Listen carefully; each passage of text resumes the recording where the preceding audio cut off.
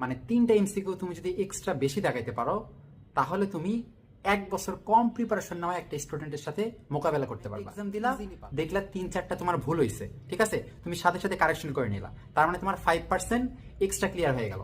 এবার আবার যাও, এভাবে 5% প্রত্যেকবার তুমি এক্সাম দিবা, প্রত্যেকবার 5% করে তোমার ক্লিয়ার হয়ে যাবে। এভাবে একটা অধ্যায়ের উপর দেখবা ফুল এফিসিয়েন্সি। সবকটা অধ্যায়, সবকটা বই যদি করতে পারো একটা টাইমে দেখবা যে মেডিকেল তোমার সবগুলো এমসিকিউ কমন পড়ে গেছে, ঠিক আছে, বা তোমার দক্ষতা কিন্তু বাড়তেছে। অ্যান্ড তুমি মেইন পরীক্ষায় যায় অবশ্যই ভালো করবা। এইটা শুধু আমি না, সবাই আসলে এই জিনিসগুলো করেই কিন্তু আসলে মেডিকেলে চান্স পাইছে, ঠিক আছে। তুমি যদি একজন সেকেন্ড টাইমার হও তাহলে আজ থেকে এই 2টা জিনিস ফলো করো, দেখবা ইনশাল্লাহ তোমাকে আর কিছুই করা লাগতেছে না। আচ্ছা, তোমরা যারা এখন সেকেন্ড টাইমের আসো তাদের কিন্তু এখানে একটা অনেক বড় সুযোগ, কারণ মাত্র 3 মার্ক কাটা যাইতেছে। তার মানে মাত্র 3 মার্কের জন্য তুমি কিন্তু 1 বছর বেশি পড়ার সুযোগ পাইতেছো।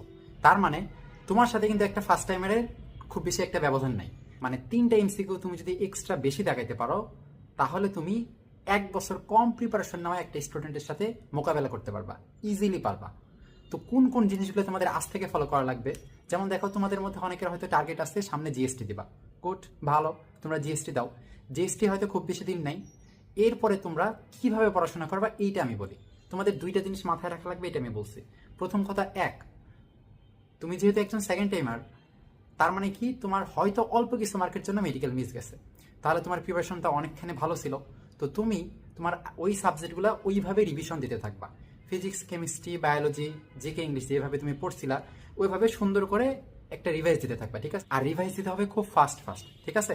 অবশ্যই যেহেতু তোমাদের এখন অনেক সময় আছে, তাহলে তোমরা প্রথমবার একটু সময় নিয়ে রিভাইজগুলো দিবা, ঠিক আছে। প্রথমবার একটু সময় নিয়ে রিভাইজ দাও, অ্যান্ড পরের বার রিভাইসের সংখ্যা বাড়াবা আর স্পিড বাড়াবা। কাজ যে একটা রিভাইজ দেওয়া, বইগুলা আগে যেভাবে পড়ছো দাগানো লাইন ভালো করে ওইভাবে পড়া, কোশ্চেন ব্যাংক, প্র্যাকটিস বুক, এই জিনিসগুলো আগের মতো করে আবার পড়া, সিমিলার আগের মতো পড়বা, ঠিক আছে। সেকেন্ড একটা কাজ, হিউজ পরিমাণ এক্সাম দেওয়া। একটা বিষয় মাথায় রাখো, দেখো তোমার একটা অধ্যায়ের উপরে কখনোই শুধুমাত্র পড়ার মাধ্যমে কিন্তু দক্ষতা অর্জন হবে না। তার মানে যে কোনো একটা অধ্যায় তুমি যতই পড়ো বা রিভাইজ দাও, ওই অধ্যায়টার উপর তোমার 100% এফিসিয়েন্সি আনার জন্য তোমার ওটা এক্সাম দেওয়া লাগবে, ঠিক আছে। যত বেশি এক্সাম দিবা তত বেশি অধ্যায়টার উপর তোমার ক্লিয়ার আসবে। তুমি যদি মনে করো যে আমি আসলে অধ্যায়টা 4-5 বার রিভাইজ দেবো, একবারে ক্লিয়ার কনসেপ্ট নিব তারপরে এক্সাম দেবো, এরকম করলে হবে না। তোমার একটা অধ্যায় 1-2 বার একটু পড়া হয়েছে, একবার পড়া হয়েছে ভালো করে, তুমি একটা এক্সাম দাও। তুমি একটা এক্সাম দিলা, দেখলা 3-4টা তোমার ভুল হয়েছে, ঠিক আছে, তুমি সাথে সাথে কারেকশন করে নিলা, তার মানে